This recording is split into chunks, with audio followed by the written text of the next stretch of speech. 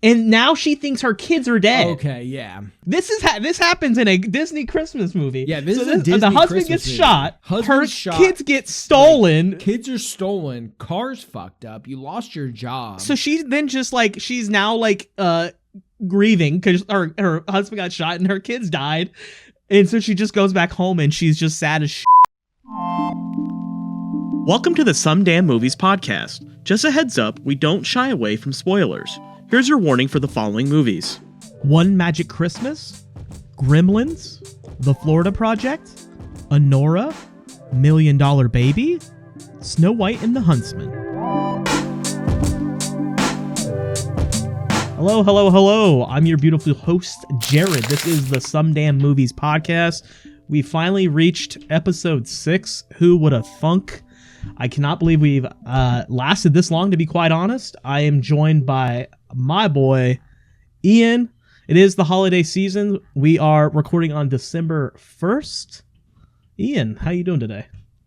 You know, I'm doing well, Jared. I'm doing pretty well. I can't complain. Went and had my daughter. She went and took pictures with Santa Claus today. The first Santa Claus at the mall. Photo was taken. She did cry during the second half of it. Did we get pictures of it? 100%. Awesome. I'm feeling good about it. So no, it's been a good day. I can't complain. How about yourself there, my dude? It's been okay. Like, we had a pretty good breakfast / dinner / lunch, whatever the heck you want to call it. It was a pretty late in all respects. It was early dinner, late lunch, way late breakfast. Using the Blackstone griddle that we got about 2 weeks ago, rocking and rolling with that. Gotta love a good Blackstone. So yeah. Well, on so that I note, thought, okay, yeah, I thought we'd introduce, like, sort of reintroduce ourselves this episode. This is 6 episodes in. People probably still don't really know us and sort of our connection with movies. So again, like, you're not like the movie or really like the video guy, the movie guy. Like, I'm in media. I worked in marketing for about 8 years. Now I work in a nonprofit, just as their sort of video media guy. So that's sort of my connection with movies now. But forever now, we talked about last episode, is that I've been watching movies so long as a kid. I've been watching like rated R stuff since I was a kid. And some of my like fondest, but also like traumatic moments have always been connected with movies, and sort of like we talked about last episode with Candyman. My siblings locked me in the bathroom. I was way too short to reach the light. So like I remember distinctly, like, a lot of the memories I had with my mom is just like staying up late and watching movies with her and stuff like that. And I remember like these like little movies that like I've watched recently. Like, I watched the movie The Covenant, and instantly I think about my mom when I think about that. Or like those like type of weird like early 2000s movies. Yeah, like the edgy early 2000s. And that like genre, I don't know what kind of like rock music that is. It's like industrial. It's like, pretty much new metal. Like, you're talking about like yeah. Like Deftones and or like maybe even like a Rob Zombie or something. Well, like that. Marilyn Manson. Just like yeah, goth metal kind of. Yeah. So very like that era kinda of movie, is strictly my mom. She loves those movies. She loves that music, like Queen of the Dam and stuff like that. Oh, like the I watched the Mark Wahlberg Planet of the Apes recently. And I thought about watching I have a that. fond memory of that with going to the drive-in with my grandma and my brother. Classic. I remember he had like just finished the book that day. So that's sort of like my really fond memories of movies. And now like I feel like I'm a lot less happy with movies, I guess. Like, I feel like I'm trying to like really connect with the technical aspects of it. So like a lot of modern movies, like, I feel a little pretentious about these days, because I feel like I'm a little bit more connected with the technical aspects of it. But I still, again, love movies. I love going to the movies still. I know like you're kind of struggling going to the movies these days. Yeah, even though you were like, you were way outdoing me before. Oh yeah. But so that, I mean, to bring up my challenge for next year, I'm already sort of thinking about, I want to do at least going to the theaters once a week. Is sort of my challenge already, but yeah. I mean, that's it's sort not of what hard. I like. It would not, especially with an unlimited subscription, which I already have. That shit, just run it, just zip. make it go burr and just swipe. So yeah, movies were always like really just truly like comfort to me, like, and they still are comfort for me. Like if I'm feeling down, I'll watch something. Movies are also really enhanced, or not enhanced, I was gonna say, depending on where I am in life, a movie will sort of hit me different. If I'm, under the influence, a certain movie will be much better under the influence than not. So like, I mean, like recently we've been watching the Harry Potter movies. And I remember distinctly, like when I was obviously younger, those movies really like, I was like, those movies are amazing. Now rewatching them, I'm like, Chamber of Secrets is really not that great.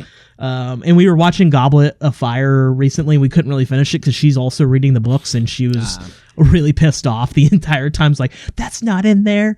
This and that and that. Like, where's this? Where's this character? And like, so when you're in that mode of like, now you're reading a book or something like that, an adaptation can really piss you off.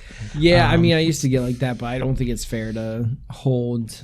Right, like it's an adaptation, right? I mean, there's sometimes when they do it wildly wrong. I could go off on the Amazon Wheel of Time, but at the same like a script for a movie, like a screenplay and a book are way different. You have different modes of telling the story, like not just text on paper, right? And it's hard. It's hard to adapt stuff, especially like big books or something like. Yeah, I mean, you have to make concessions, like where you, unless I would say like the Harry Potter series, I think all of them, at least from number 4, definitely, maybe even 3, from like Prisoner of Azkaban on, you could have argued like would have done well with having the part 1, part 2 treatment done to it. Yeah. Just because then you could add all that in there and you could have milked it for more viewership, but then also you risk like people getting tired of it, right? People feeling exhausted from going to like, I can't even finish the first. Hey, Prisoner still slaps. Yeah, I still like Prisoner of Azkaban the most. And again, I used to gatekeep too. It's exhausting to gatekeep stuff though anymore. It's like right now I don't want to bring up, I know that's going to go into a whole thing, but like, fuck it. We're going down this. Hi, I'm Ian. Oh, God. I'm not going to go down the whole thing, but it's like people right now gatekeeping Wicked about like, like, bro, you only liked it because of like Ariana and how it's like, shut up. Like, we get it. Like, let people have fun. Like that, like, especially in like this day and age, like let people have fun. Like, let's not be those people. It's getting good reviews though. It is. That's actually one that like Jess and I are going to go and try to see maybe next weekend. We're going to like try to go get like a babysitter. Or have a friend like come watch Dakota, and we're actually gonna like try to get out there and see it because she wants to, and it's gonna be now 2.5 hours, and it's only part 1 is kind of nuts.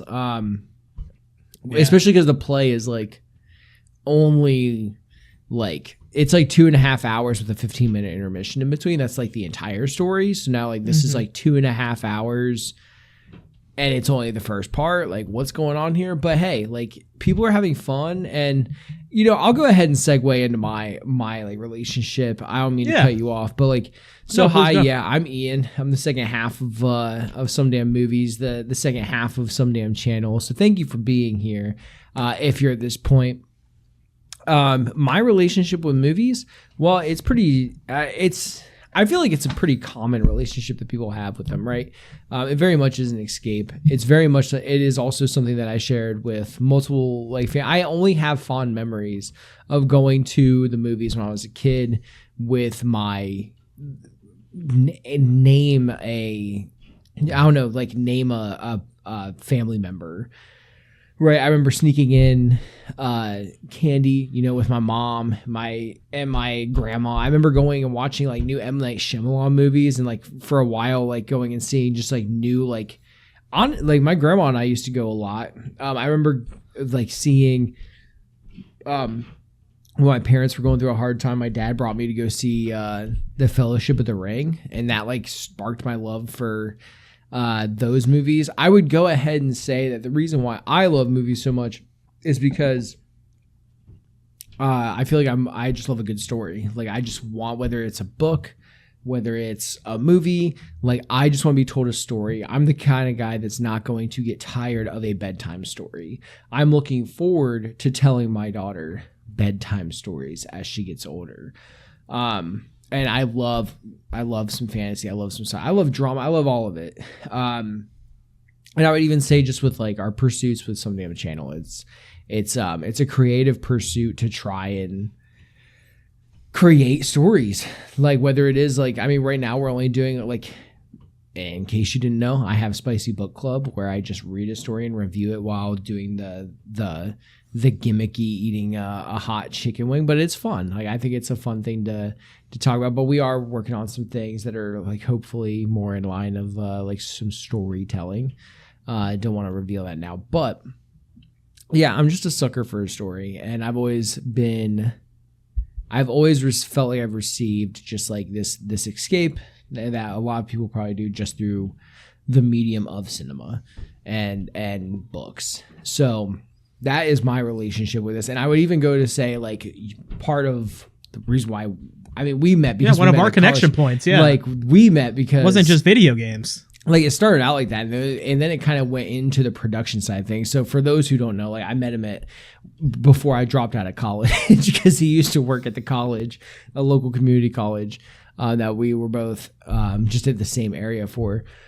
Really, and he used to like watch my streams and stuff because, you know, everyone started streaming back in like, that was like 2014, probably 2013, 2014-ish time. 2014, 2015, something like that. Yeah, it was like between, I think it was like 2014, 2015. So like that's when he like started like popping. We just used to talk about it, right? Because I worked at like an IT help desk at the school. He was in media production, so it literally started because there was like some survey monkey surveys that we had to like go around. Like, yeah, and we were there for like 3 hours, and it literally started with like, hey, you were there for 3 hours. I was there for 12. Yeah, I was there for like 3 hours. He was there for 12, just doing server monkey surveys to like all the classes all day. And like during my like night shift, I would like go around with him, and it just started talking about like what was video games started into like media production. And then we found out we really liked movies. I actually think not only is it a connection point for us, but I think we've accentuated movies for one another, because like I have no one to talk movies about. And I don't think I think while I had a vested interest, well, I mean, I just liked a vested interest. I liked going to movies and watching them. I never really started breaking them down and like actually analyzing them until I met you. I think that because we would go and watch, because like, yeah, you'd go with somebody and be like, yeah, I like that movie. It was fun. And like talk, but like you start droning on about like, I don't know, the lighting, or like, again, classically talking about like a ghost story and how fucking, holy crap. How it made me feel. Well, like the pie eating scene, right? Whenever it's just like when she's just eating pie for 5 minutes, like 5 minutes and 30 seconds, and you're like, damn, man, like not like, maybe it does sound pretentious, I guess, and thinking about it, maybe it does, but also it conveys a great point. It like all she wants to do, she is so, and so I never really got into that until I had met you.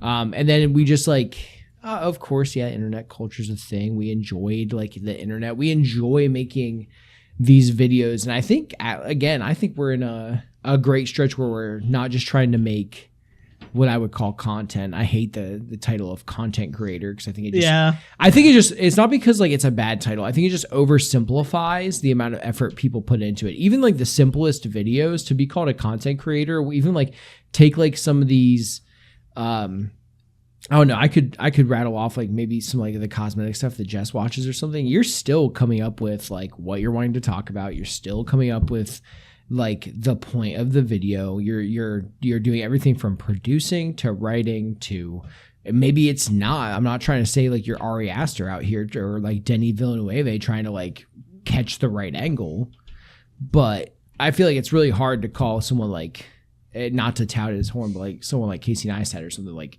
just a content creator. I would call him like more of like a documentarian. I don't know how you want to put it, but like something that better fits. Just like, I think the term content creator exists solely to to like oversimplify a whole like tool set. I think there are some content creators that are only doing it for the content. Oh, 100%. To cash a check. I mean, let's face it. just go check out Jack's films, whatever he's complaining about. Not that he shouldn't be complaining about it, but like there are people like Sniper Wolf that are just, or like the people that are like just ripping their streams and doing nothing else. Like that's or just that's like what I would content. argue is a content creator.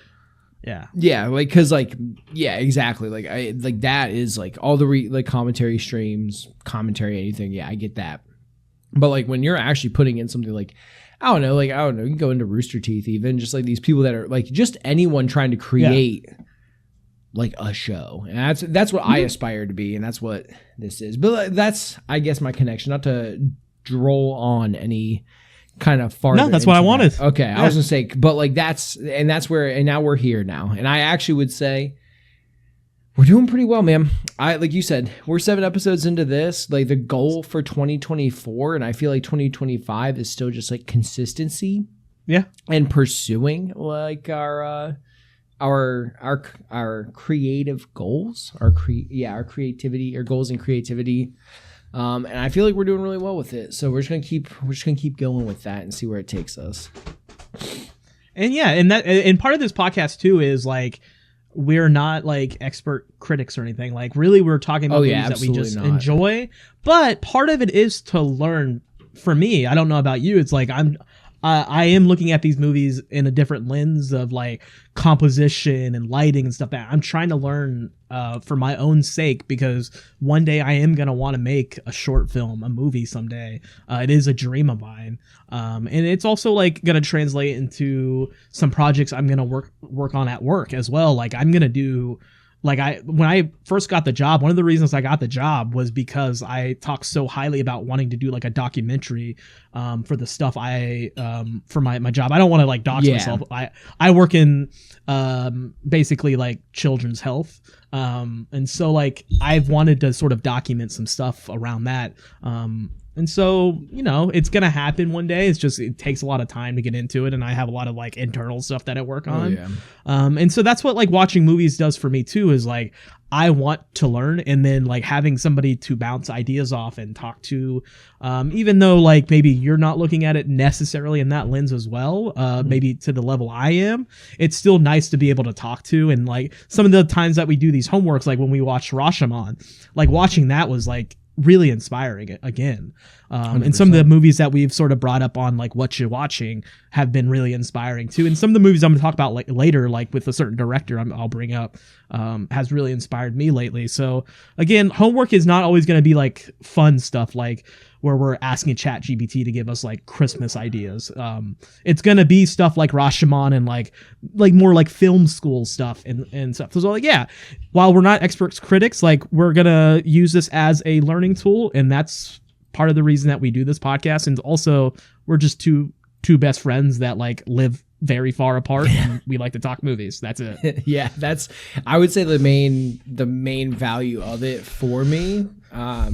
Obviously, like with just in general, with like something on channel 2 is like, this is a pursuit with my best friend trying to like just maintain that contact. And like, honestly, like, again, I always want to talk about stuff like this. So it is a time of like cutting that out and being able to just like, hey, let's have a conversation about it. But also, yes, for the same reasons of just trying to glean knowledge, or like, again, like with Rashomon, like, I don't think I would have, I've known about Rashomon for so long, which is why I brought it up. But like, I don't think I would have just picked it like just to sit back and watch. Like I felt like it was like, oh no, I want to talk to Jared about this. Same. And I can't reiterate what you said enough. Like, we are not experts.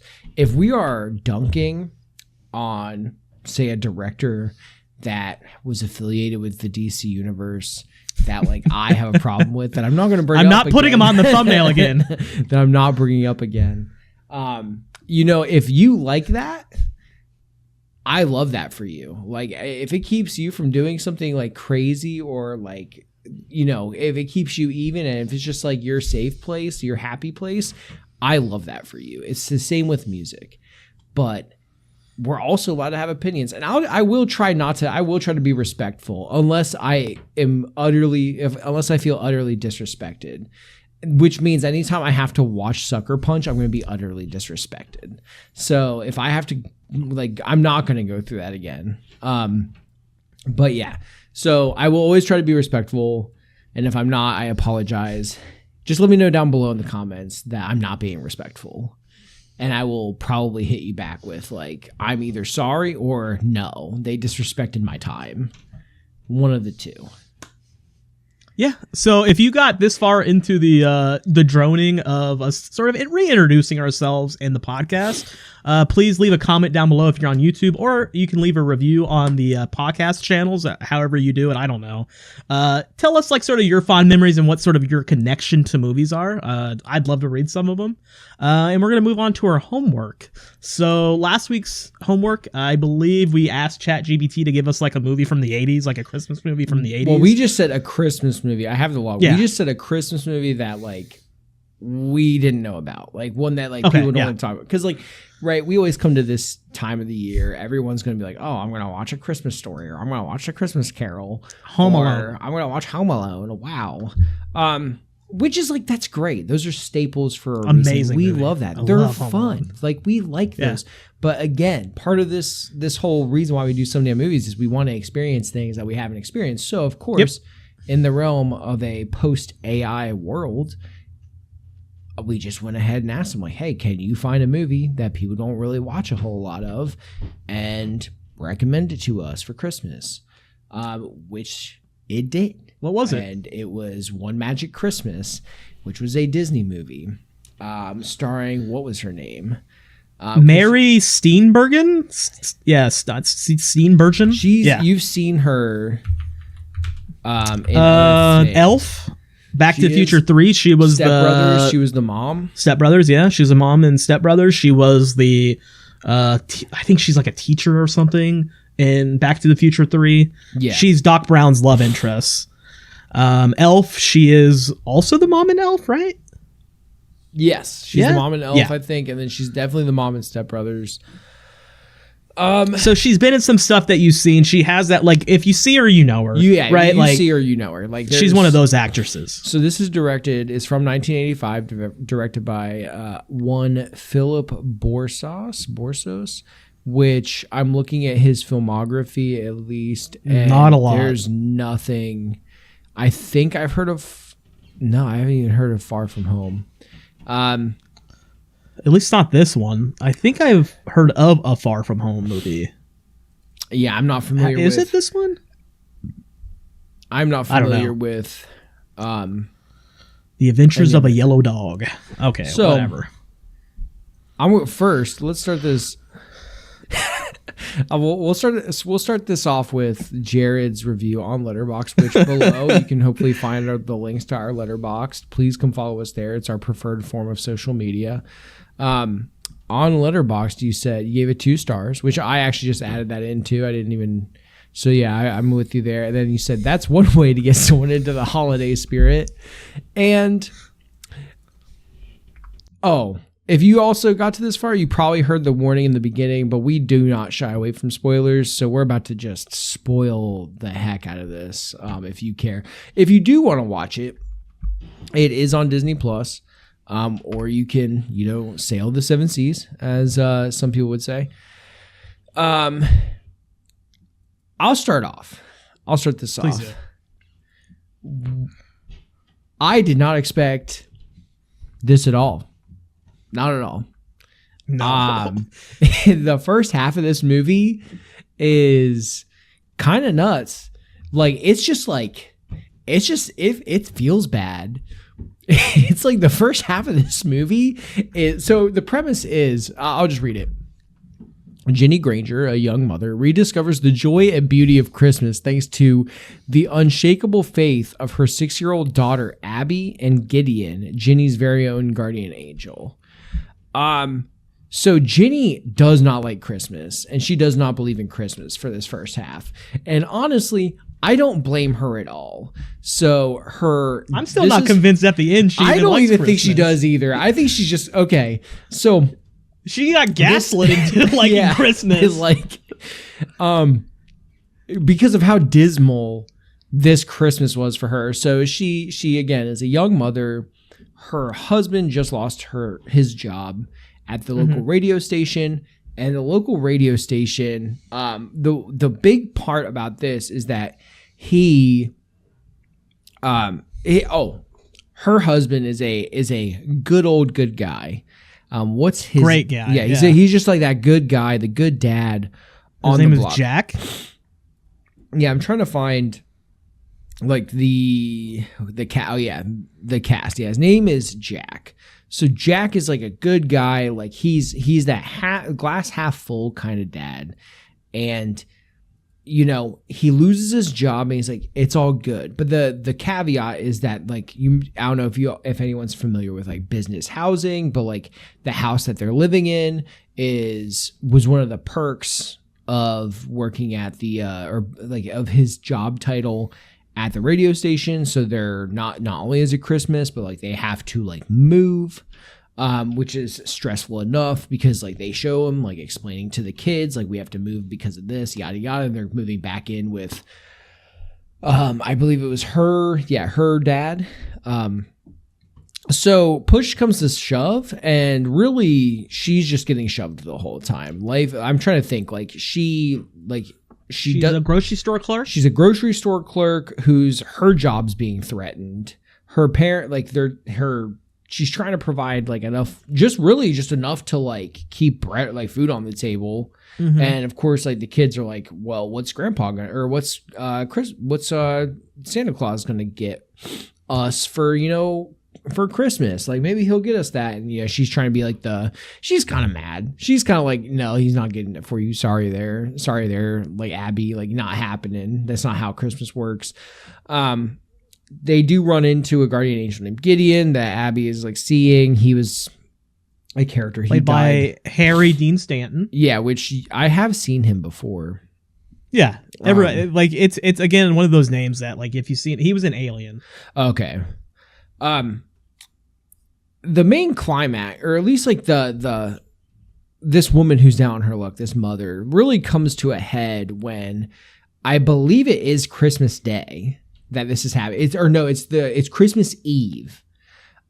She has to work a double. Yeah. She has to work a double, and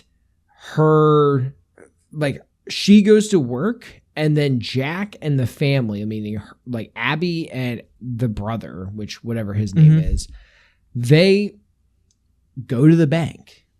No clue. There is another character, this like tertiary character. Well, the reason they're going to the bank, I think, is sort of centered around the fact that he wants to open a bike shop. Yes, he does want to open a bike shop, but he wasn't going to take the money out for it. Right? There's a $5,000. I think he was gonna get money for like Christmas presents. Yeah, he was gonna do it for Christmas presents. That day, she was like, "Oh, we're trying to save money, yada yada yada," and she just got them like an Etch-a-Sketch and like some other little small shit. And he's like, "Come on, we can."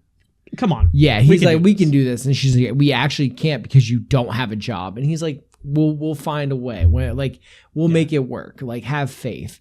Right? So there is this other character that they don't talk about. And it's another unfortunate soul who's kind of a dickhead. And he has a son that he's trying to provide for. I say he's a dickhead because he's a dickhead. He's getting frustrated with his son. Like he's kind of like, he is at the I shouldn't have said dickhead. He is a struggling father that seems to only have like a car and like a waffle iron or a little like electric grill or some shit he's trying to sell. Or no, it was like a field camping stove that he's trying to sell to like have, I guess it is money. Barely runs. So I think, a car that barely runs. And he was trying to like sell all this to like get a couple bucks, I think, to buy his kid presents. It didn't seem like he was trying to buy his kid presents, but I think it was to buy his kid. But he was that's the idea. Yeah. Yeah. But he was like kind of treating his kid like a dick. So that's why I was like a dickhead initially, but I guess he's just frustrated. Right. They establish him by like, he's in the same grocery store trying to like buy like a bag of chips, and Jenny's there like checking him out, and like he needs like an extra penny to like pay it off or something, and he like complains about the price. You know, he's down on his luck too. So what he does is, after he tries to sell the car and is unsuccessful, he goes to the bank at the same time as Jack. And you probably already know where this is going. Yes, he has a gun. Yes, he goes and tries to hold up and rob the bank. So he attempts to rob. Is that all that happens, Ian? It's not all that. He just tries to hold it up. Jack is in there at the same time, and Jack is a good dude. So Jack is just like, "Hey, man." Kids in the car. Kids are in the car. Both kids she's at work. And she's at work, which is across from the bank, right? So Yes. Ginny is within like 50 yards of this all happening. Small town, right? Hop, skip, and a jump. Yeah, literally. So what ends up happening is that she sees her kids run into the store, or at least Abby runs into someone runs into the store. She runs everywhere because Yeah. she cannot sit still. So she runs into the store to like see her mother. The mother is like, "What are you doing here?" Also, my manager's kind of a jerk and is going to like yell at me now because my kids came here and it's busy. I have to go. So I think she loses her job right now. This is where she goes and she like brings the kids, like is like, "I need to go deal with my kids. My kids need to go back into like the car." And he's like, "Well, if you leave the register, like you're like done, yada yada." I cannot recall if she loses her job at this point. I think she does. So like her boss like fires her for like having to deal with this. Okay. So she's bringing her kids back to the car. Gets the kids back in the car, which I think they just went and got their Christmas tree too. A gunshot rattles out. You find out that Jack just got shot by the guy robbing the bank. And because he wasn't like trying to fight him off. He was just like, "Hey man, like no one here is going to stop you. Like you obviously have a gun. Like, yeah, you just do your thing. Just like let her go. No one's going to stop you right now. You have a gun. Like, just like don't like get hurt." Again, Jack, great guy. He's just like trying to reason with this dude, telling him, "Hey, like you don't have to do that. You can just leave her there. Like they're going to let you go, man. They're going to let you go." Yeah. This police officer isn't going to do anything. It's not worth it, guy. It's not worth it. What happens? I forget why he shoots him. I think it was an accident. I think he like slips or something happens, and like dude shoots Jack. So Jack is dead. And then Ginny hears the gunshot. Robert comes out of the store and of course is like, "I need a car." He then takes whose car? Ginny's car. And the kids are in the back. And "Hey, then, mister." like, yeah. "This is my dad's car." Yeah. And then they just like take off. So in like this whole first half of the movie is like Ginny's life sucks because she doesn't believe in Christmas. And because Gideon just wanted her to like bring Abby's letter. I guess I forgot to bring that up. Abby's letter to Santa and put it in the mailbox. And the pain doesn't even stop there yet. What? It gets worse after he steals the car. What happened after that? She takes his car. Yeah. Chases after him.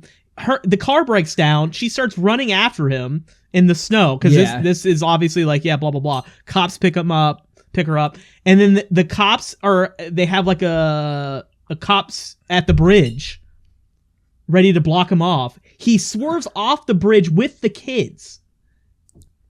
And now she thinks her kids are dead. Okay, yeah. Yeah, you're right. This happens in a Disney Christmas movie. Yeah, this is a Disney Christmas movie. The husband gets shot.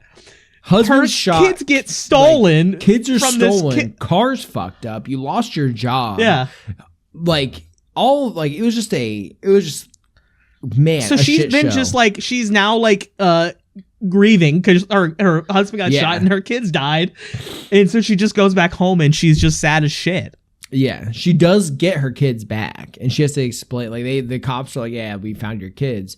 And then she has to like explain to them, like, "Hey, like Dad's dead." Which then the premise of the movie which gets a lot less uneventful, is that Gideon saves the kids. Gideon saved the kids, and then like Abby goes on an adventure to go talk to Santa in the North Pole. Gideon brings her there and is like, can you bring my dad back to life? And he's like, well, I don't know if I can, yada, yada. At the end, Jack comes back. She relives. So here's the thing. Abby relives. Oh, yeah, no, that's why. I'm kind of skipping some things. Because, like, I think Gideon and Ginny, like, talk again. And because the thing is that, like, Ginny, mother, she relives that Christmas Eve again. And to relive this, she goes and she just all the mistakes, or she makes all the right answers, right? She literally sees what she did wrong. Like the Christmas spirit is instilled in her again through Gideon, and she goes and she says like, right, like we're talking about like there were opportunities for her to intercept like a lot of these problems, right? Like Jack wanted to open a bike store, so like she ends up giving him the money to open a bike store with the $5,000 that they had saved up. She sees the man like at the gas station, the one that like robs the bank. She saw him during that day trying to sell like the camp stove, and she goes and gives him $50 for the camp stove, and it's just like, yeah, I'll take it. I could use one. She doesn't, right? She's just giving it to him. She talks to her boss and says something like stop being like, it's kind of like more like playful, kind of like nice, like motherly to him. So he's not like uptight. So he's like, okay, you can like take the day off. So pretty much instead of working a double on Christmas Eve, like she just works like either a regular one or doesn't work at all.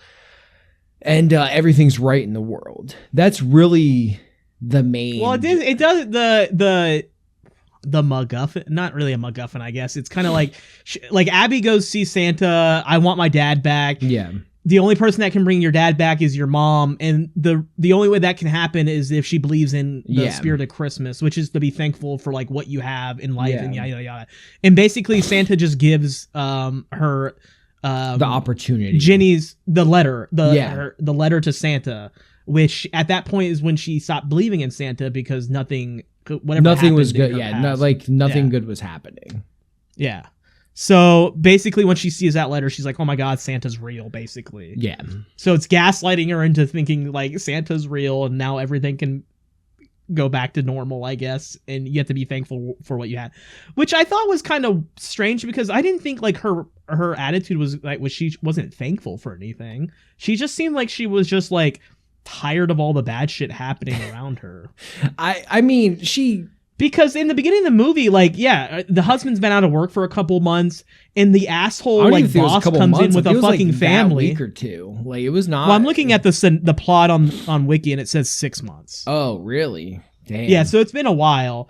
And and we didn't talk about the beginning scene, like one of the beginning scenes where the boss of the radio station or whatever. Yeah, brings the family in. Comes in with the next family in while they were still packing and talking shit too. Yeah, the one wife that came in was like, "Oh, I hate this color. Can we change this color?" And she's like, "I like this color." What the hell are you she's just talking about? Absolutely dogging on like Ginny's choice of paint.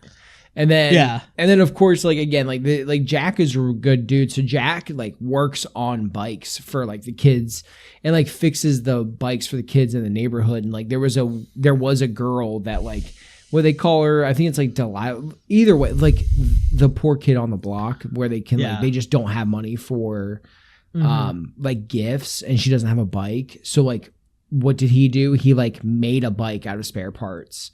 And like painted it and stuff and gave it to her, right? Like Jack is just like wholeheartedly a good person, and yeah, I mean like to the end of with Ginny, like I guess Ginny ends up like the whole thing is like Ginny starts believing in Christmas again, right? And the Christmas spirit that she now exudes, like that she is bringing into the world is what it's not even like Christmas spirit. It's just like the spirit of giving and I guess it's like less about being thankful for what you have and more just like doing good unto others, right? Like it's just like and appreciating the little things, right? Like, why not work? Because I do have an experience that is very similar to Ginny when it comes to like this. We're not going to get too deep into this, but when my grandmother died, which that's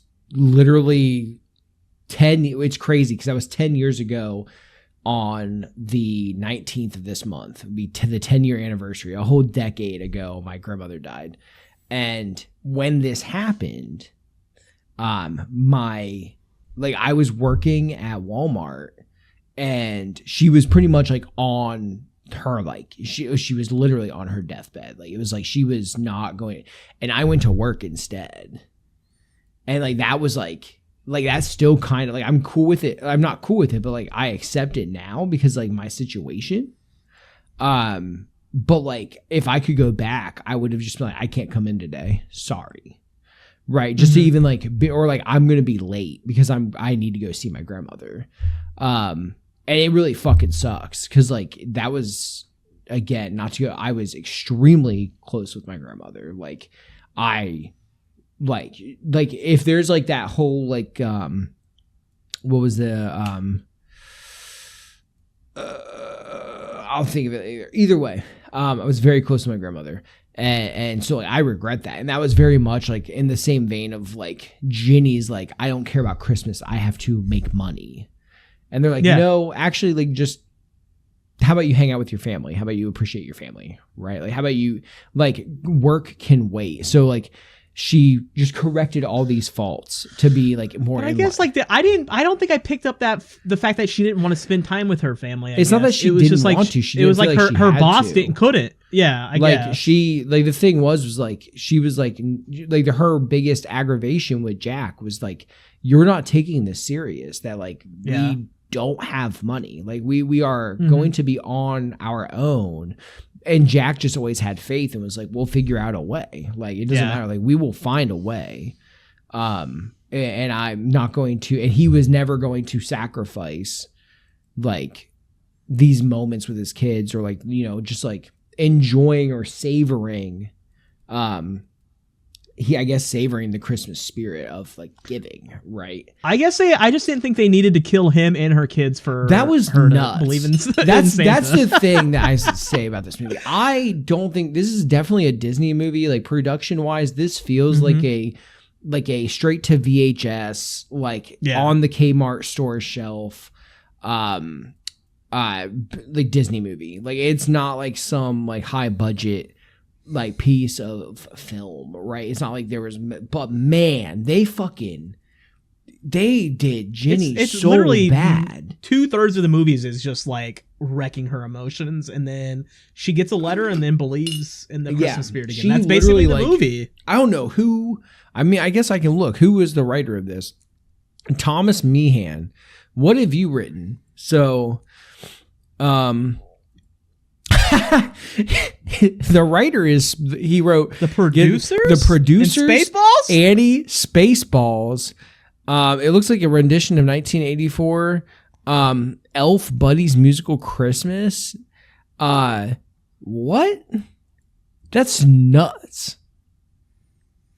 I mean, I gotta respect him, I guess. I respect that, but like I'll tell you what. Look familiar? Is he an actor? He might have. I mean, we could probably look up if he. You can switch it to. He's acted in both Spaceballs. He was in there to some degree. It looks like his face looks a little familiar. Original writer. He was not the original writer for this. The original writer. Okay. He is. This one's kind of out there too. Hairspray, like 3-4 different versions of Annie. Was he the original writer? So. Did he do the Broadway Annie? Well, at least 1982. He would.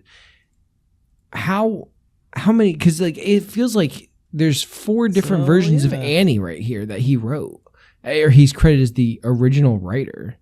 And then he did Death Takes a Holiday last year, which I'm not familiar with, but like. So he's a writer. I mean, he's not bad, it's not like this is not like a budget. I mean, now 1985. I don't know what he was doing. Well, no, 1982. So, yeah, 1982. He's the original writer for the 1982 Annie. I just don't know if Annie came out as a movie first or it was on Broadway first. Because that's kind of like, I'll tell you what, if he wrote the Annie Broadway like musical, like that's kind of goated. I mean, respect, yeah. That's like mad. I mean, I still respect it being like listed as the original writer is on even just the movie, but like, well, listen, I didn't like this movie. Okay, I will just say that now because it didn't give me the goosebumps of like the Christmas spirit. See, for me. It didn't give me the Christmas spirit. I respect the shit for out how of it. fucking dark it was. That was 80 minutes. I did not. Yeah, this is also not a long movie. This is like, and like you said, 2/3 of it is just Ginny's life sucks.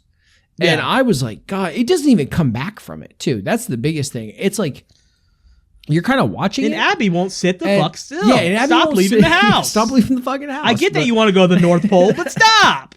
Yeah, and that's my thing is like, it's just wild for an 80-minute movie that just comes in here and makes you feel like, honestly, is like, wow, this woman's life fucking sucks. Yeah. And then it doesn't even make it up. Like, it kind of makes it up, like, to your point where you're like, it kind of feels like Ginny just got gaslit into it's not even gaslit. She just knows what the other choices were. She had the opportunity to fix them all, and she's like, God damn, that timeline sucked. Like that timeline was terrible. And she's just glad she doesn't have to be there for it. Yeah, man, I don't like it as a Christmas movie. I honestly think it's not a good Christmas movie, but just as a 80-minute Disney movie romp, also it's called One Magic Christmas. Where's the magic? There's no magic. It's just you just feel bad. And yeah, for me, I think that I would say this is damn. So I did end up giving it a 2 because I thought at least like location wise, I kind of digged it. It was like a small like town. It was very like snowy. It had the Christmas tree in the center of the town. It had some of the Christmas elements. I just thought story wise, no thank you. I couldn't dig it, but I thought like the rest of it's fine. I think the movie is perfectly competent. And that's when I say like Kmart straight to VHS Disney movie. It's perfectly competent. It's like I've watched bad movies, like the bad kind where it's like everyone brings up The Room, right? It's more of like a cult classic bad. It's not even a cult classic anymore since The Disaster Artist, but like, like those are like Neil Breen where it's like these are so bad that they're good, right? Like it's almost like you laugh at them and with them. It's like this is nowhere near that. It's if anything, it's just like what I mean. So like it's completely competent. It's not a bad movie. It's not like there's these, I guess you could pick apart anything and say like there's plot holes, right? There's time travel. Like here you go. Like literally once time travel gets brought into a story, you can just tear it apart, right? But you're not there for that. You're there for just like a Christmas movie, which I don't think it's a great Christmas. I feel like it's barely a good Christmas movie, but my God, the first 2 acts are just like, wow, Ginny's life fucking sucks, dude. Yeah. Like, I did not think it would get I was laughing, dark. to be honest. Like, it was just back to back to back. I was laughing, too. I'm sitting there with Dakota just, like, watching this on my own, and I'm just like, what the fuck? Like, as soon as, bro, as soon as I saw, I was, like, on the edge of my seat when I saw, because you know what's happening? You see the bank robber pull up to the bank. After Jack. I will say it was unexpected, right? Well, like I didn't expect anything. It was absolutely forecasted. It was like it's going to happen. Okay, the gunshot, yes, but everything after that, no. I was not expecting him to rob a bank, but the moment I saw like Jack pull up to the bank, and then you see, you're like, oh wait, he's going to the bank. Oh wait, is this where it's going? And then you see the guy who would become the robber, but the guy who was trying to sell his car and was the desperate man, I guess you could say. Once you see him pull up to the bank, well, homie, I know you don't have money in the bank, so we know where this is going. I was like, no. I remember just like, I was holding Dakota just like, no, there's no way. This is where we're going now. And then you see that it's like right across the street from the the grocery store. I'm like, Supermarket? oh my Yeah. God. I was like, what's happening? And then it all my God. I was like, what's happening? And then it all happens. And you're just like, fuck. Yeah. So yeah, Tony was around for it. like those scenes and like whenever they like drive off the the bridge, and she's like, "What the fuck is this? What are you watching? What is this? This is a Christmas movie?" No. Yeah, it's wild. But I think we should stop there with this one. Yeah, I think move I'm good on to there. I think an you're actual not missing- wholesome, good Christmas. Yeah, movie. I think just to leave everyone on this, like, I'm done with One Magic Christmas. I don't think it's worth your time unless you just want to see like a not even anti-Christmas movie, just like an unexpected Christmas movie, which we just spoiled it for you. But like, I don't think it was worth. That's where I leave it. So let's introduce us to our next one, because I think you were something I watched this on a whim, Yeah. and then you followed it up, and I know that you love this movie because we've talked about it. I think and I've suggested this was it a a couple fir- of times. and this was in a the first past. time. This was a first time watch for me. I don't know how I went this long without watching it, but for all of our non-video or non-YouTube viewers or listeners, that was Gremlins. Put it up here now. We watched Gremlins. Now lead us off on that one. Gremlins is definitely a movie that I grew up watching many times growing up, and it's something that definitely I've connected to for a long time. This is a fantasy horror comedy Christmas movie. It's awesome. I don't know what else to say. Like, it's from '84, so I guess a year before One Magic Christmas. Who would have thought? Directed by Joe Dante of obviously Gremlins 2 fame. He also did Small Soldiers, which I'm actually going to end up watching here shortly. So that's funny that I didn't even know that, but like I was getting Small Soldiers sort of vibes from this, and for reasons, right? But like the fact that it was like that makes too much sense now.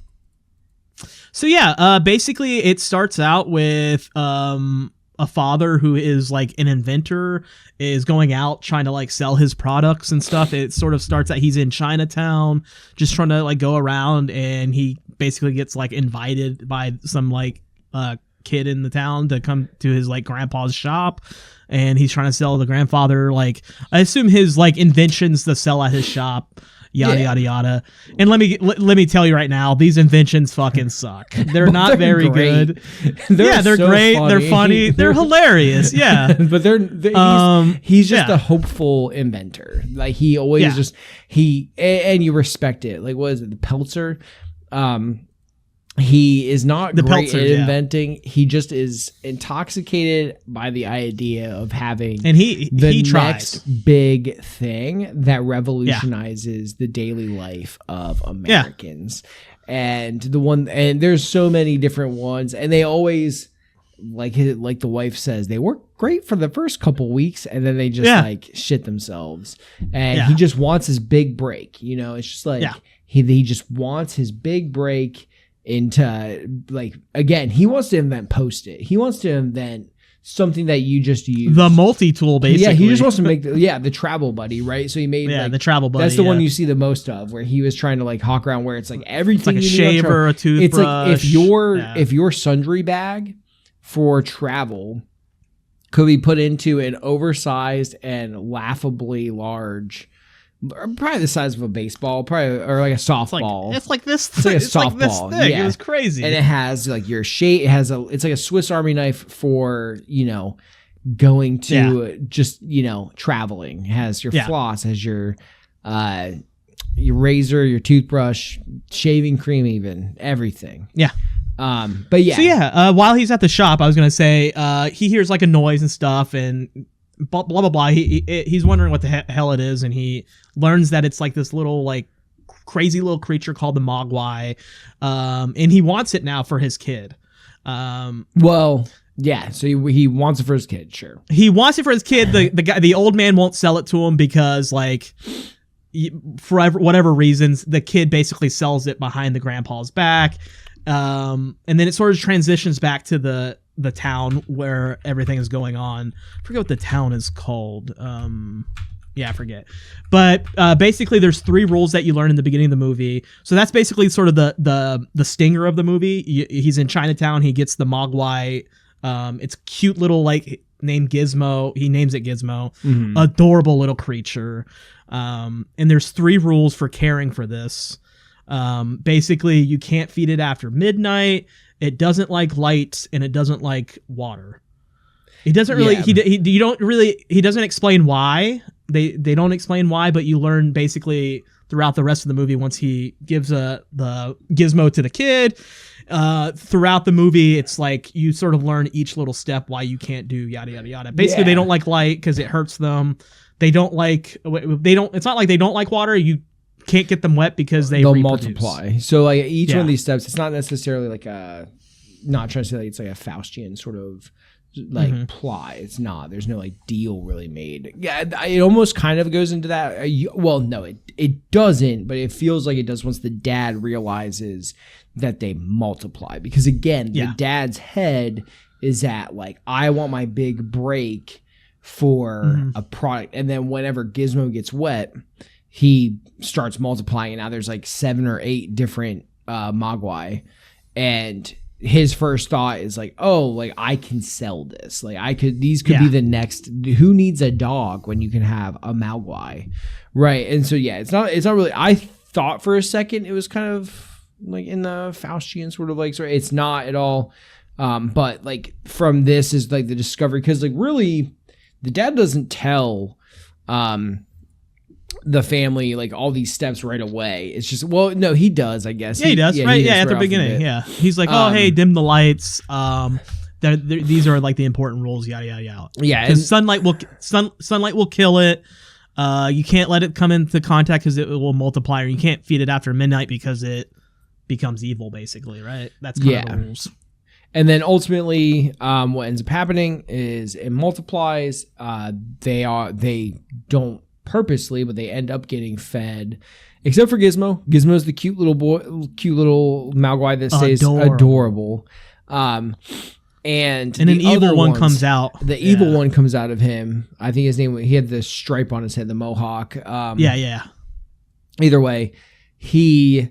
Like that whole gang of gremlins ends up eating after midnight, and they're kind of plotting against the humans at this point. They're kind of basically it's like a small town, and they terrorize like all hell breaks loose. Yeah, they terrorize it, and then how does it end? They defeat or get rid of those gremlins by destroying them. Which that is the story. Everyone should watch this, because like if I'm to go on about it. This came out in 1984. Okay, I've always heard about, the reason why I even watched this is because it was on. I watch a lot of Max. I'm a big HBO guy. I know the quality's kind of went down, over the last couple of years, but I still love me some HBO, and that's my preferred streaming service. Straight up, like I get so much value out of Max, and I will go there for movies. And Gremlins was popping up, and I just was hanging out with my little daughter. And I was like, I just want to watch. Like, Jess was still sleeping. I was like, I just want to watch something. So I turned it on because I wanted to watch a Christmas movie, but I know like Jess wants to watch Christmas movies with me as well. So I was like, what would be like a Christmas movie that's like not necessarily a traditional Christmas movie that I've been watching? And I was like, I don't want to watch something that I've already watched. So I watched Gremlins. Man, this movie. I think we've already talked about it a little bit, or at least maybe I talked about it with myself in preparation for this, but like I feel like such a little hipster little bitch for what I'm about to say. It's between like being like sounding like a little boomer or a little like pretentious little hipster, and it's also kind of like a broken record, because we talk about it all the time, and I just feel like it's becoming cliche. This movie is so good that, or it's so good in this movie that I do need to bring it up. And everyone probably knows where I'm going. Practical effects. So we always talk about how like practical effects and like the use of them and like how they hold up and the level of, I really just think just like the immersion that a practical effect brings into, or like that value into a movie. And this movie is all practical effects. Really, the story's good. Like, the story is perfectly fine. It's pretty simple, but it is all of the props. It's all the puppetry. It's and puppeteering. It's the animatronics. Like, it's all of that. Like, there is, don't get me wrong, like, maybe nowadays, because I mean, they had that in Small Soldiers, but like for this, I would go and say maybe kind of ahead of its time, because I'm also whenever I think about practical effects, I think about The Thing and how crazy that was, but like the stuff that they were doing with like just again like animating and puppeteering Gizmo and all of these gremlins, and how like everything just felt tangible. Right, it was so much more believable. Yes, they look like a Tim Henson kind of setup, sure, but like that's not a bad thing. That's a great thing, because there is this thing, and it also has kind of come out in sort of I've been okay. I'm not about to tout myself. Like, I am not a cinematographer, but like for me, I like physical stuff. I very much like if you watch Late to the Game and Spicy Book Club, and now I've been refining it even more, where I like, yeah, could I go in like DaVinci and like put like, you know, a splash up, like just like a text splash instead of making a sign for Spicy Book Club? Sure. What looks better to me? Like a physical sign. Right. I think there's just this thing about like a puppet and like these effects being tangible to where like, and real and practical, that like when you watch it as a viewer, and while you're consuming this, it's just it brings you that much farther into the experience. Because a thing I've noticed with this is where I start to feel like a boomer, so I'm just gonna like fucking start off. But we talk about another comic book series that has a bunch of movies that we're not bringing up because we just vowed to not in like episode 1 or 2, and I'm down for that. But the thing, they're kind of like the poster child of, you know, and I love CGI. Like people, like I'm not trying to hate on CGI outright, but like whenever you can tell, I think actually the Star Wars movies, like the prequels, are the guiltiest in my opinion for where it's like, oh, they're standing on a green screen. Where it's like, it's very obvious. Like I rewatched the prequel trilogy of Star Wars not too long ago, like maybe 2 or 3 months ago. And it's like, oh, they're just standing on a blank set. Like this is, it's literally like, oh, like that's it. It looks like they cannot, it looks like the actors and actresses, all of them are unable to interact with their surroundings. Right? Like that's what it feels like. It's very much like they cannot touch that wall because that wall is not there. They cannot, like, when it feels like there is no like emulsifier between, which we are at that point now because techniques have gotten much better. Like technology's just gotten much better, but there still exists a barrier between what is real, like the actors, the some of the props, right? Like just like mostly the actors and like the set that they're working on. Right. And if it feels like it's fake, it's probably fake. And that's why like we kind of, a lot of people just in general tout about these smaller productions and like maybe smaller, more indie movies, is because they feel more real. Right. They feel like you can kind of get immersed in it, at least like, oh, like my brain doesn't have to work so hard to like trick myself into believing it's fake. And I say this because Gremlins is all these practical effects that are just insane. Whenever the mom starts killing the gremlins, like I didn't expect half of that stuff. Like whenever like they put the fucking gremlin in the microwave and it blows up, I'm like, what? Like, which by the way, I love that they didn't make her seem stupid. Like, she spent zero time even thinking about a plot to like distinguish of these gremlins. She's like, well, she picks up the little like table to like defend herself, and she has a knife in her hands. Yeah, like, she's ready to roll, dude. Yeah, and that's the thing is like everything.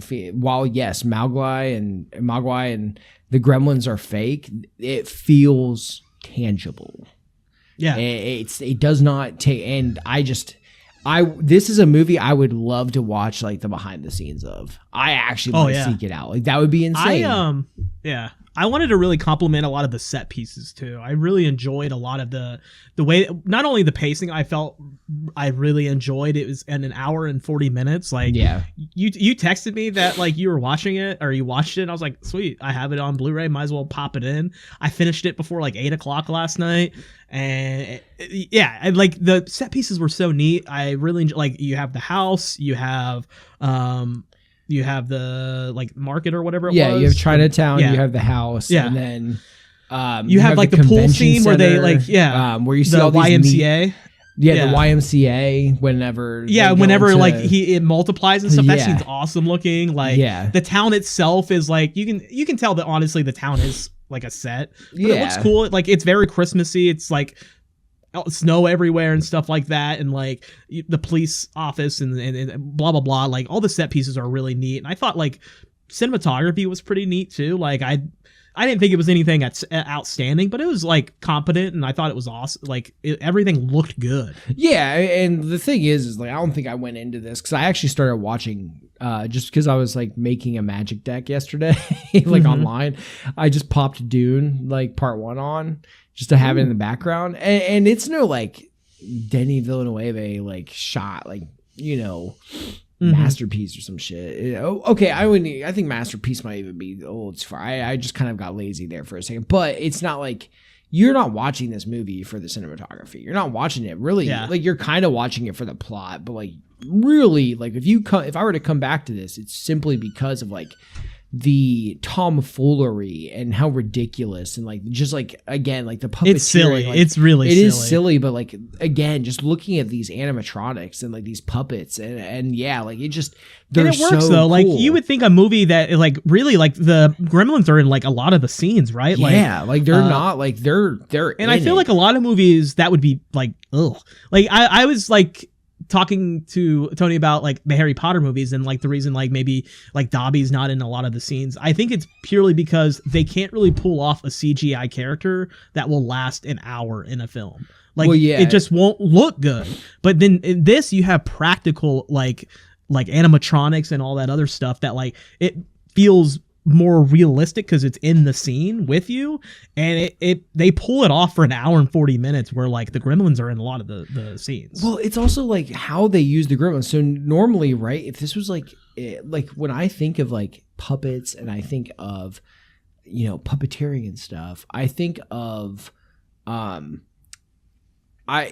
think of like they don't leave the ground too often because they have to move them, right? But like you have like fucking Gizmo like just being passed around this living room and it's moving and it's reacting. Like that was nuts to me. Like I was like, or he's like in the little car and stuff driving around the store. It's just like this like they're passing around this animatronic or puppet or whatever. They're passing around Gizmo. And Gizmo is reacting to them. Like Gizmo is looking at them and opening his eyes and is like reacting to what they're saying. It's not like a random timer. It's very much paying attention. How did you even do that without like having like strings, pneumatics? I'm thinking like you'd have to use like pneumatic like plungers and to like move them, like animatronics, like something to do that. And that's with all the Gremlins, right? Because like these Gremlins are mobile. It's like they're not just like stationary doing this stuff. Mama fucking like Peltzer stuffs one inside of a microwave and microwaves it, and then it's in the microwave. It's like the same. It's like the same shot too. It's not like there's no cut. It's like if I remember correctly, like she stuffs that thing into the microwave, and then in the microwave it's moving around like and then it blows up. I'm like, how the fuck do you do that? How do you do that? Which is why I say like most play, like don't get me wrong, there is another thing. Well, the next section's what you watching, and to compare it to a movie that I watched and that kind of is terrible about the effects, the special effects, where like it exists only with special effects, which are not bad. It's just like you can tell it feels artificial. I don't get how like I I want to watch the behind the scenes of this. Like I know it exists. I'm sure Adam Savage, because I remember Adam Savage. It might be on the Blu-ray. I'm sure it is, but I know Adam Savage like loves Gremlins and like doing this kind of stuff. So I'm sure he probably did that for either Tested or for like Mythbusters. Because I remember him talking about Gizmo all the time years ago. Yeah, I'll pop this in. There's some behind the scenes and like the making of on this, like a little featurette or something. So yeah, I might take a look at that and come back. But I did want to say also, like, I love that like a lot of the Gremlins like had this like personality. Like, yeah, 100%. I loved it. Like the bar scene, for example, they made it to like a little speakeasy, and like the one like dressed as like a hooker or whatever it was, like with a wig and stuff, and the one was like running around with a gun and stuff like that, and. Phoebe Cates is in this movie of like 80s fame. Like she was like the love interest. She's from Fast Times at Ridgemont High, which I actually watched recently. So okay. Yeah, Phoebe Cates is in this. The main guy is Zach Galligan, who was in like some stuff during the 80s. Another face that I like a lot of people will probably know is Judge Reinhold, who's in those like Santa Claus movies as like the stepdad. Yeah. Yeah, there's some other people in this, but yeah, this movie's it's freaking awesome. It holds up. It's an 84 movie. Like, come on, how like this is why like practical effects really do like if it's done well with the expertise obviously in this movie, like it like the movie's gonna hold up. And I've watched it pretty often. Like I haven't watched it I guess probably in a couple years for Christmas, but I used to watch it pretty often, and I'm glad that you watched it because it inspired me to watch it again. And I still just can't get over it. I wonder how much Gizmo cost. I wonder. You know, we're looking it up. Ooh, by the way, so like how much everything I've read over under. How much do you think it costs to create the original Gizmo? Probably 125,000. In 84? Yeah. I don't know. Maybe I'm overdoing it or underselling it. I feel like this was probably still like a low budget movie. I was looking at the oh man, I feel the like crew because it was written by Chris Columbus, by the way. Oh, was it? So of course the director of Home Alone, the first two Harry Potters, Home Alone 1 and 2, Mrs. Doubtfire. So like yeah, this is like and also it's like executive produced by the Steven Spielberg. Damn, dude, this is and you think it was 100? You think 125K is what you're saying? I don't like. I guess I don't even know what the budget for this movie. Well, is. no, without looking into it, what do you think in 84 would have cost? For the original Gizmo, actually, that might be a little. I feel like the budget still wasn't that big because like really like Joe Dante.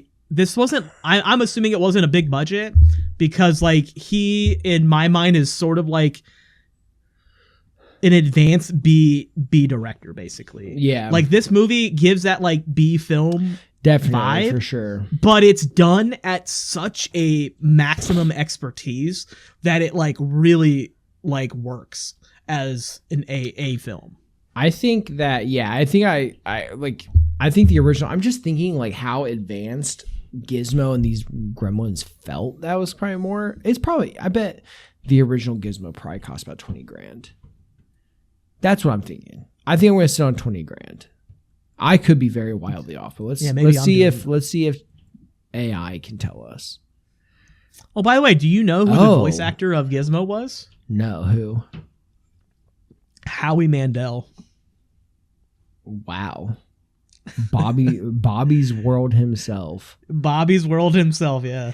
So the original Gizmo animatronic puppet used in the 1984 Gremlins were intricate creations, each costing $30,000 and $40,000 at the time. Okay, damn it. I was originally going to say like 25. I mean, if you adjust, I mean, like just because everyone does this, shot so high. What would that cost? Okay, yeah, maybe I'm going to be right now. Now, honestly, I feel like that's going to be more, right? Just for like $250,000. That's going to be.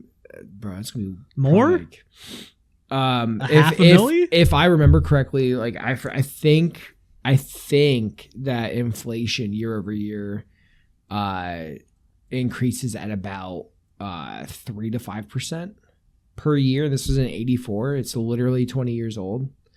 So, well, are you doing the post-COVID inflation, which was like upwards to like 9 to 11%? It's back down to 2.3 now, but let's see if I have phrased this right. Excuse me. So yeah, you're about right.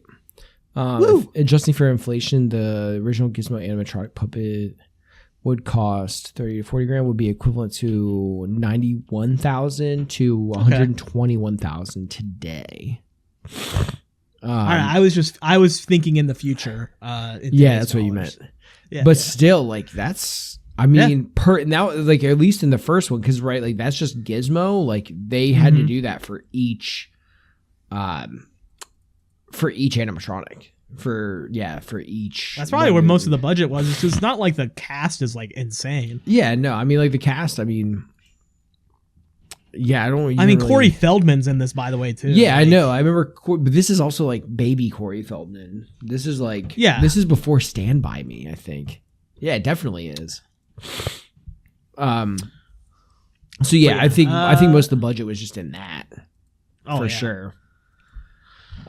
So basically, I think I'm everyone obviously should watch always this. going to be a huge advocate to watch this around Christmas time because I do think it's a Christmas movie. It's not even like it's like a fun Christmas horror movie. It really is horror movie. It is a Christmas movie for sure. This isn't that. Comedy, I refuse to have this argument funny. here. I refuse. I'm bringing it up, but it is not like this whole like Die Hard is a Christmas movie shit, where like Die Hard is clearly not a Christmas movie. It's not. No, We're not. Fuck off. What do you mean? It's not. But it is. This is. But Gremlins 100%. Gremlins is 100% a Christmas movie. It's just a Christmas movie that I was not expecting. Yeah, comedy horror. Yeah, comedy horror. Like, please watch it. Like, I promise you.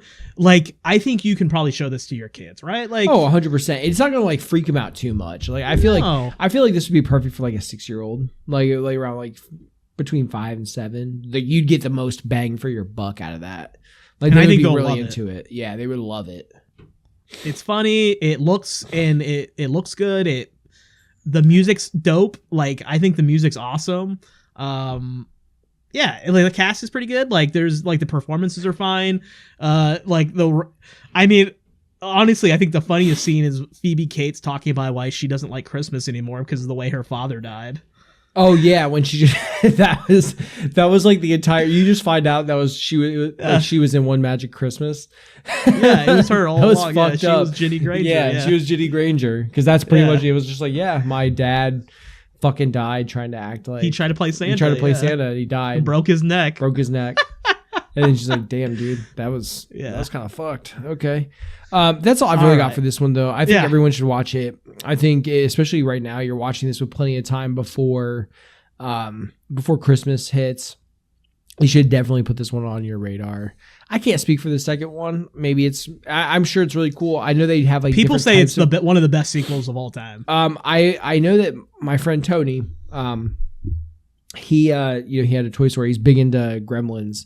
And he had like a line of toys from Gremlins 2. And it was, they all, even that characteristic, you're talking about that personality, became even like different archetypes of apparently of them, like where they had like an electric gremlin and all this stuff. So, people really like, I've only heard really good things about the second one. It does look like Joe Dante is behind the helm on that one as well. And it had 6 years in between. So like there's plenty of time for it to bake.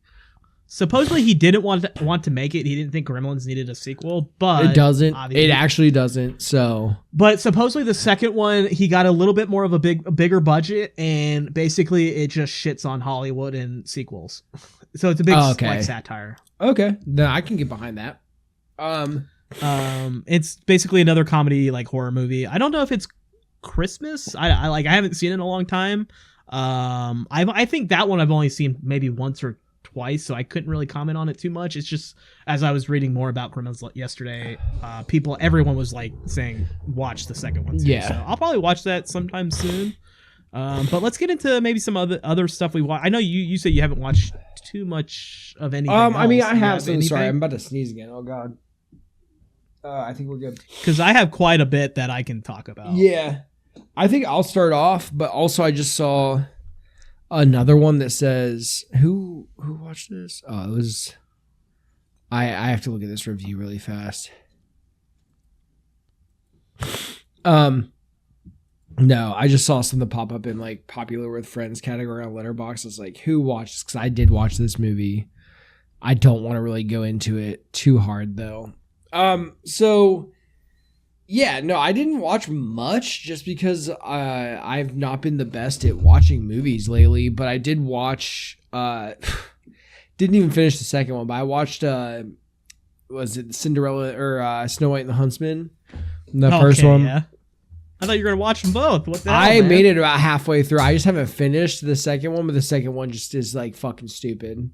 So the first one's the reason. Okay, here's why. So like the first one is like came out at a time when we were all on our Kristen Stewart high with Twilight. Putting her in the damsel in distress, then gets like becomes kind of like a badass. I think they even gave her a bow and arrow, maybe. Which back in the day, do you remember when like the Hunger Games came out and then everything started getting a bow and arrow? It was like you get a bow and arrow, and you like video games. Every God forbid a female character got anything other than a bow and arrow. Yeah. It was literally like everyone wanted to be Katniss, man. Everyone wanted to be Katniss, or everyone wanted to sell you Katniss. Yeah. So like I think she got a bow and arrow in this one, but yeah, like Cinderella and the Seven Dwarves. The Seven Dwarves are not like it was largely forgettable. Instead of like Snow White like going to sleep waiting for Prince Charming, which she does in this. You have Catherine Zeta-Jones, or not Catherine Zeta-Jones, Charlize Theron. How the fuck did I mix those two up? This also has Chris. Sorry, I'm going to bring it up just so I have a quick reference. This also has Chris Hemsworth in it. Charlize Theron is I can't remember what it was technically in the original story, but her stepmom, who is a witch who weasels her way and tricks her way into becoming the queen. Honestly, I just kind of like, this came out in 2012. Shit, it is older than I thought. This is 14 years old, 12 years old now, dude. Damn, dude. So yeah, like Kristen Stewart, the Huntsman is Chris Hemsworth. I really don't have anything to say about this. The graphic or the CGI is not that great. Like you can tell it's just like it feels like there is a part where they storm the castle to take it back against Charlize Theron, and I think it's fucking hilarious because there is like Kristen Stewart or Snow White's like original like love interest finds out like she's alive, and like her dad, like his dad, like they're loyal and like fighting back against Charlize Theron's influence because Charlize Theron is corrupting everyone. Yeah. The lands, and they go and take it back. I just thought it was like a really kind of a funny scene because there's like 30 guys on horseback running towards this castle, and it just feels like it's not actually 30. There's probably more than that, but it was a very underwhelming force of men and like cavalry to try to take a castle especially with no like artillery. So it's like, what the fuck's, and they're like having arrows rain down on them. Also, they established that Charlize Theron's like evil witch has the ability of animating like not human soldiers, like inanimate objects, essentially like automatons, which just feels OP, right? It's like if you can just create an army like with magic, like what do 100 soldiers have anything to, with no support at all, right? I think it would be, to be honest, it's still not a good movie. I think that it's average at best. I think if like I was in high school, because I was 22 at the time, I think like going and watching this like in the theater like would be fun. Like I say fun very loosely, but I think it'd be cool on a big screen. There's very few movies that aren't going to be cool on a big screen.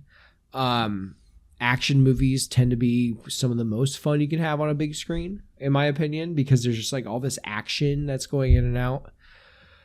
Yeah, and I didn't even continue with the second one because while it does have damn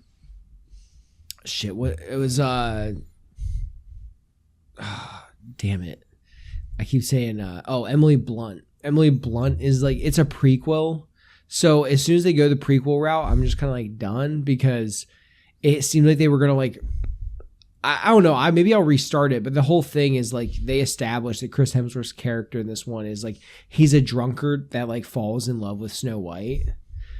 His kiss is what wakens her from her slumber after she's like poisoned, and the whole thing is like, yeah, his wife died because he was like, he was one of the Huntsmen for, because right, like he is known only as the Huntsman in this movie, right? That's why it's like Snow White and the Huntsman. Right. So like then they give him a name in the second one. Actually, now I need to look it up. The Huntsman Winter's War, I think is what it was called. Winter Soldier. Yeah, Winter's War. No, they just call him the Huntsman. Which that kind of, and Jessica Chastain is in it too. She plays his love interest in the second one. Emily Blunt plays Freya. And Queen Ravenna is Charlize Theron's character. Yeah, I mean, it just felt like very much just like, let's get a sequel, make it a prequel, and we can probably get a couple bucks out of it because, you know, I think the first one had like a moderate level of success. Like, I don't think it's just, yeah. I'll report back maybe on the second one. I got like halfway through. And please do. But yeah, that's what I've got. That's what I got for this one. All right. I have quite a bit, but I feel like just the tone of this episode and what we're going for, I just feel like some of the movies I should talk about or would want to talk about just doesn't feel like it's right to talk about this episode. I guess I should just hold off or just not talk about them. Because there is a lot, like I did end up watching like Megalopolis, but like I feel like that deserves an entire episode. That deserves like an entire episode. I'll wait until you watch it. I want to see when it comes out on streaming, because right now unless I sail the seven seas, which I prefer not to, in all honesty. I just because of how many subscriptions and I don't want to take away from the movie. It's weird to have like consumer's remorse. I don't know, but. The only way to watch it right now is if I buy it digitally which actually I would buy this probably on, would you buy it on Blu-ray? Are you planning on it? I didn't like the movie, but I'm going to buy it because I will admit Coppola? That I did something bad. What? That's it. That's all I'll say there. You did something How bad. I watched it. How I watched it is not something I believe in anymore, but the way I look at it, if I'm going to buy it in the future anyways, I'm going to buy it on physical. I'm okay with it. Yeah, so like the thing is, like I would buy it on physical at $19.99. I'm not going to, I think it's coming, and the thing is, I think they're putting it on Stars for streaming. I'm not going to subscribe to Stars, dude. So unless I can rent it for like $3 or $4.99, which I'm perfectly fine with, I'm actually like not against that, because I can watch, like, again, like going to the theater, which is the best experience. Everyone should. But like when you have a kid and it's hard to do that, you can't. But like renting something that you want to watch for $4.99 is still cheaper than going to a $17 movie. Like, right. Like it's not the experience, but like the same thing. Like my also, and you can like like there's things that come with it. It's just not the experience you want to watch it. It was in and out of theaters around here very quickly. Oh yeah. And I know it already had difficulty getting to the theaters because of the way, like, there's a lot going on like behind the scenes with this movie. Like I'm pretty sure he self-funded this entire thing, yada yada yada. One thing I will just say is I appreciate that it was made. I respect that it was made. Wasn't for me. What else have I seen? So here's gonna be my hot take. I feel like I'm gonna have one of these every episode now. So my hot take, I don't know if you've seen this movie. Have you seen $1 Million Baby? Oh yeah. Is this the way we're going right now? Because we've already talked about this. I think it's trash. I don't think it's trash. I'm not like a big fan of it. That's me being hyperbolic. Yeah, I think it's competently done. I was so extremely underwhelmed by it. especially like the boxing scenes, I thought were, I will say, trash. Like I like boxing movies. Like I've watched a ton of them. I think the boxing scenes in this movie are super bad. They have like really no build up. The actual action scenes are like honestly poorly done and not very entertaining to look at. Overall, I thought the cinematography wasn't like very eye-catching for me. Like it was just very harsh lighting and like very shadowy, whatever. That's the direction. I just didn't like it. Clint Eastwood, I thought, was kind of like maybe it's because I've seen enough of his movies that I'm kind of tired of his shtick, where it's just like mumbling, like groveling, annoying old man.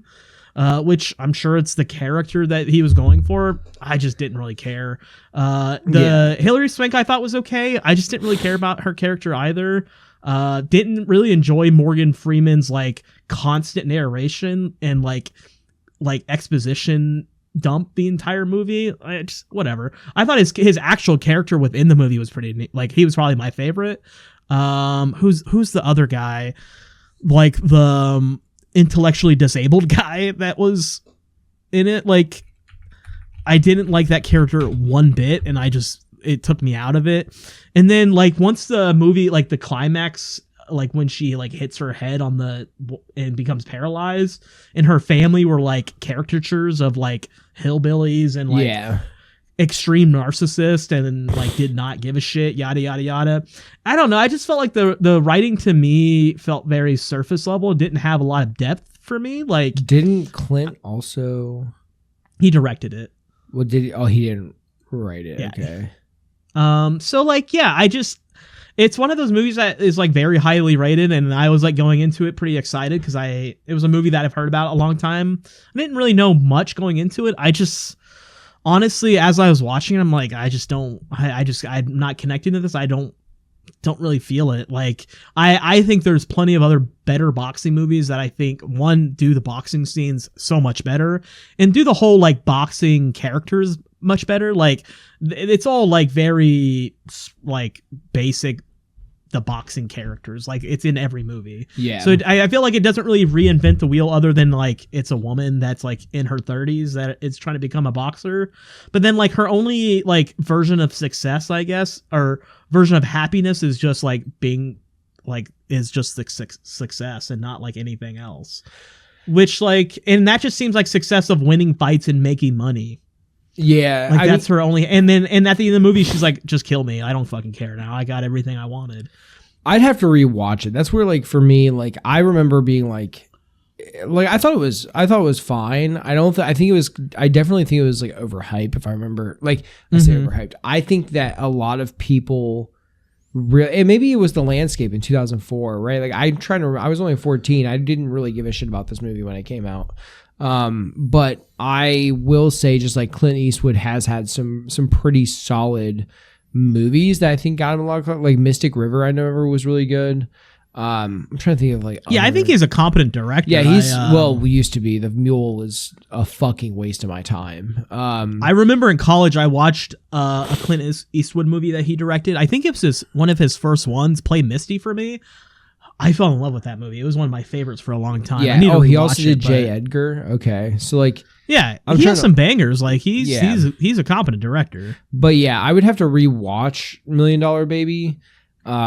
But I definitely think it was like competent, or not just competent. I think it was a good movie. I don't know if it's, I definitely could have suffered from being overhyped. That is one where I would have to watch it, but yes. I didn't hate it. I thought it was kind of, I remember. So what I will say is, like, I remember the scene where, okay, again, spoilers, but like when she, like, when the stool beats her, you know, whenever she falls and she like fucking paralyzes herself, which the villain is such like insanely like overdone. Like, it's just like she was like that it's aggressive over the top. Like, her, come on. Because if one single, like, any of those things happen in an actual boxing match, I know this is a movie and we have to like play make believe, but like, come the fuck on.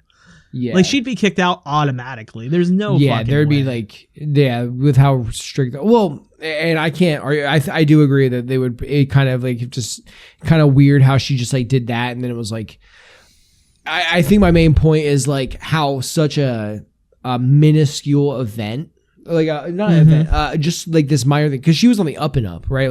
Like she hadn't lost a fight. She's yeah, like 900-0. Like she like went in, she was knocked everybody out. like on top, and then like out of all of that, this very like minor, which because like in the grand scheme of it, if she got hit after the bell like that, when she just comes back and hits Hillary, like even without like that would have been like the all stop, like it's done, right?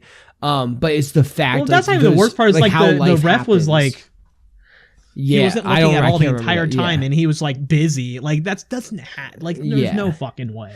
But I think though the main point was like how such a minor thing can just change her world. And if I remember correctly, whenever, for those who don't, we're again spoilers, but like when Clint Eastwood goes and kills her at the end, I think it's just out of like mercy because she was doing what she loved, and now she can't do it anymore. She doesn't want to be alive. I remember specifically like a scene like when she has the bed sores because she's a vegetable, and they're like her family was like not coming around. Like I think it was only Clint Eastwood's character was like coming around to like take care of her. Morgan Freeman was around too. Yeah, but I'm saying like her family didn't give a shit because her family was like hillbilly fucking trailer trash and shit. Yeah. Yeah, like he was doing her a kindness, which also is kind of like weird because like I don't remember how he killed her. I remember he was intravenous. I don't know if he gave her like muscle overdose on morphine. Was it overdose on morphine? I think it was like overdose on morphine or something. Well, I wasn't sure if it was just like because like here's the thing. I'm not trying to like plot a fucking murder right now, but I will say to the point of like unrealistic. He like sneaks. He doesn't even like sneak in. He like goes in after hours. Yeah, like it's puts something into her IV, and it kills her. Which really all you need to do at that point is put air into it, right? Really, if you're gonna, it would suck. It's gonna fucking hurt, right? Because like you're Sherry bit her tongue off. Yeah, Sherry bit her tongue off trying to kill herself, right? But like, so like morphine would be like you're not gonna feel shit, but like to make it believable. It would be because like they're going to have questions, right? Like that's the thing is like whenever I see stuff like that, it's like, how does Clint Eastwood, fix this up? But that's all I've got to say on it. And I'm sure it is. I'd have to rewatch it, but I'm not really compelled to rewatch it right now when there's a whole slew of movies that I have to watch. And I would say if I was to watch anything by Clint Eastwood right now, I already have a movie in mind that I would watch, which I don't want to like, which is where I'm going to segue into like homework. If you, wait, real quick, do you have anything else? One more, because I did say like earlier, like a director that did inspire me recently was Sean Baker, because I saw Anora in theaters recently. Probably my favorite movie of the year right now. Which one is it? It's Anora. Yeah, I didn't even hear about that.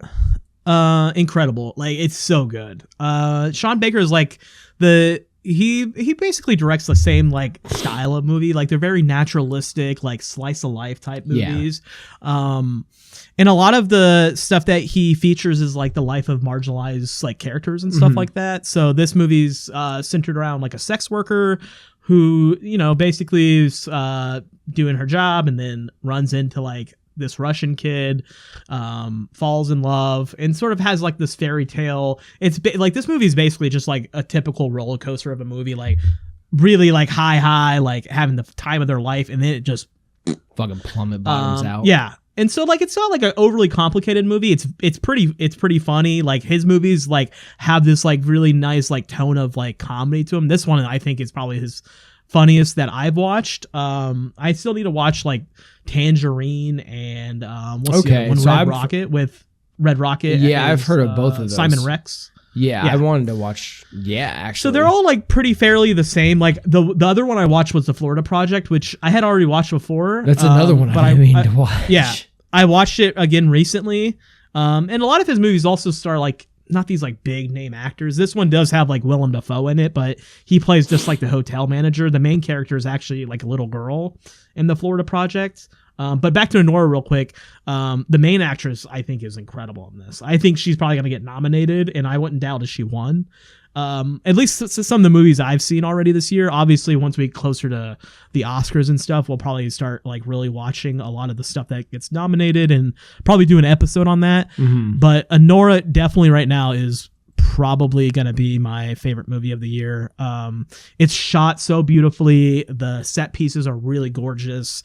The main actress again is Mikey Madison. She plays Anora or Annie in the movie. It's so good. Like the characters are great. The cast is awesome. Even like whenever they like played like these over the top like Russian characters in these movies, sometimes it feels like you probably can't really carry a movie the entire way because it just feels eh. Did you notice? But this one it holds. Like did you notice on like all the characters are great. Whenever you look at Anora, it changes the letterbox text. Yeah, I know like some of the movies do that. Yeah. That's kind of cool. So yeah, Nora, I definitely think you need to see whatever. Oh yeah, no, I put it on the. I actually actively use my watch list, like trying to put. But stuff Florida on Project is on Max, so I do. Please, yeah, because you need to see that. Yeah, I actually just put it on there because like I keep forgetting to watch the Florida Project. And that one, I think what's incredible about that is that really like the main character is like the little girl. And like her her having fun and stuff throughout like her days and stuff. And it's centered around the fact that like they're in a really shitty part of Florida near Disney World. And like it sort of describes like you have like the happiest place on earth when all this like bad shit's happening. Yeah.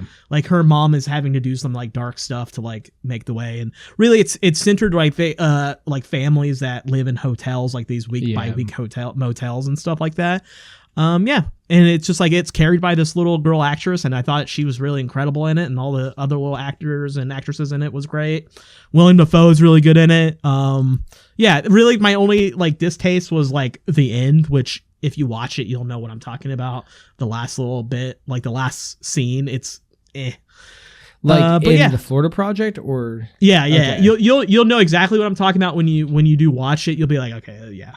So for sure, like Sean Baker right now is probably like after watching Anora and watching Florida Project, and I will watch Red Rocket and Tangerine soon. Yeah. Right now he's probably my favorite director until Nosferatu comes out, because I know Eggers. I really like that's actually like I want to make it out to the theater for that. I actually might try to like talk either Jess into like I don't know if she wants to watch it or if she comes out on Christmas. I know, that's what I'm saying. Like I might not go on Christmas, but I'll be like, hey, do you want to go and we get a babysitter, or can I go and like just watch it? But we'll see what happens. But I think that's a good part to like segue into to homework. So for those who are not familiar, we usually I've been trying to give ourselves homework, like something for us so we can talk about it a little bit more, just for like time constraints, but obviously at this point we just ramble and let it go. But so what do we think about homework?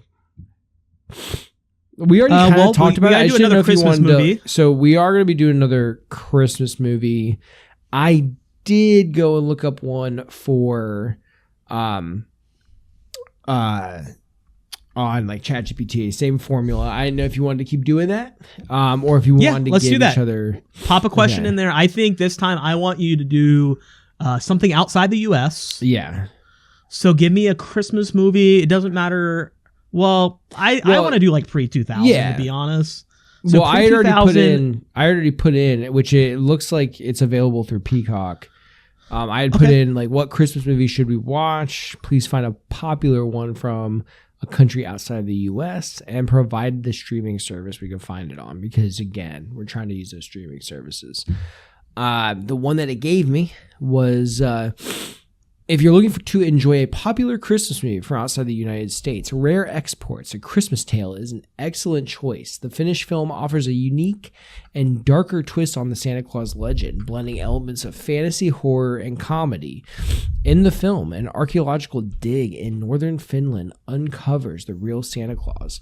But this version is far from the jolly figure we are accustomed to. As local children begin to disappear, a young boy and his father capture Santa and attempt to sell him to the corporation sponsoring the dig.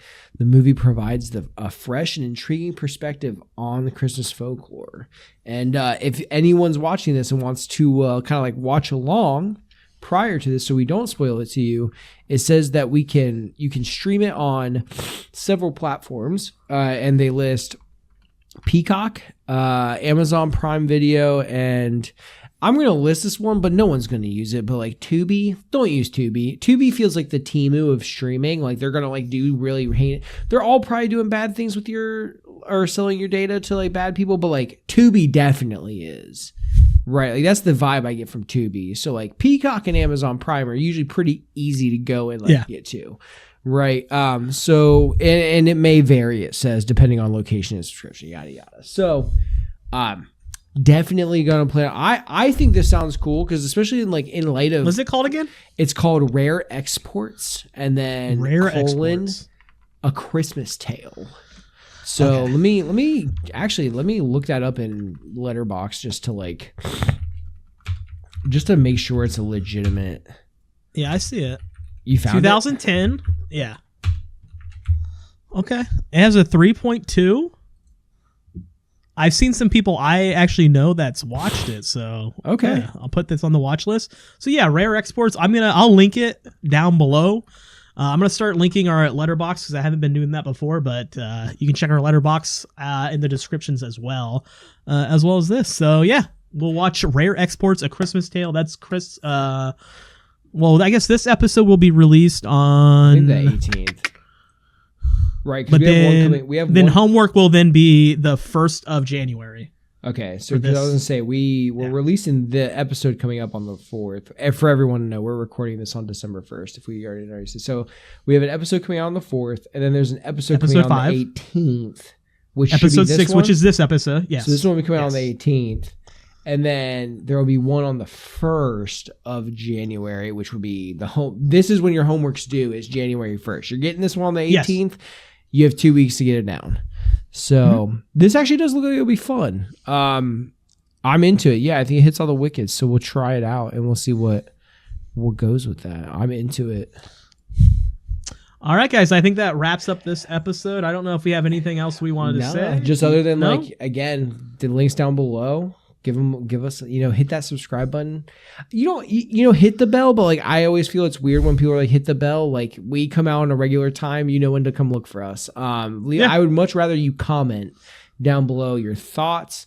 And 5-star on the podcast platforms, please. 5-star on whatever podcast platform you're review, using. Leave a comment on there, however you do it. Do whatever you need to do. If you don't want to do that, whatever. Happy holidays. Merry Christmas, Kwanzaa, Hanukkah, whatever you celebrate. We don't judge. Just have a good time with family and friends. Be with people you love. Watch movies. Be with people you love and watch movies. That's our message. We love you guys. Love you guys. Bye.